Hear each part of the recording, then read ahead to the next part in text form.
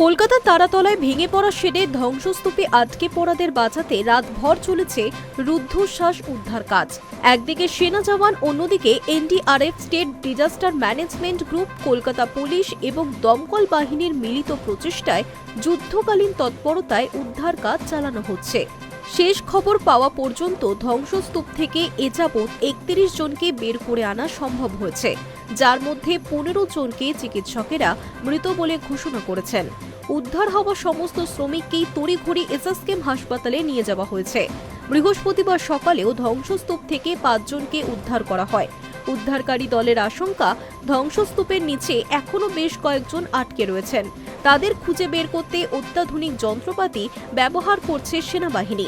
গত বুধবারের এই মর্মান্তিক দুর্ঘটনার পর থেকেই খোঁজ মিলছিল না এই গোডাউন তৈরির বরাত পাওয়া ঠিকাদার আসগার হুসেনের। বৃহস্পতিবার সকালে ধ্বংসস্তূপের ভেতর থেকেই তার নিথর দেহ উদ্ধার করেছেন উদ্ধারকারীরা। অন্যদিকে পোর্ট ট্রাস্টের কাছ থেকে এই জমিটি গোডাউন তৈরির জন্য লিজ নিয়েছিলেন শম্ভুনাথ বেহরা। দুর্ঘটনার পরই তৎপরতা দেখিয়ে পুলিশ শম্ভুনাথ বেহরাকে গ্রেফতার করেছে। সেই সঙ্গে এই ঘটনায় জড়িত থাকার অভিযোগে আরও ৪ জনকে গ্রেফতার করা হয়েছে। মৃতদের তালিকায় নাম থাকা সাহিল সর্দারের গল্পটা বড়ই বেদনাদায়ক।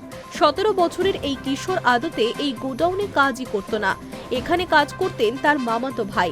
ভাইয়ের সঙ্গে দেখা করতেই বুধবার কাকদ্বীপ থেকে প্রথমবার কলকাতায় এসেছিল সাহিল।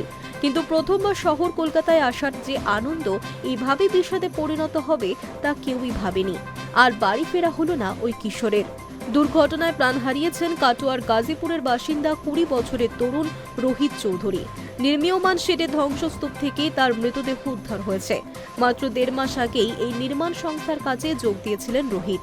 রোজগারের আশায় বাড়ি ছাড়লেও ফিরলেন নিথর দেহে।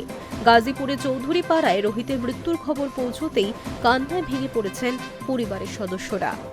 I news network.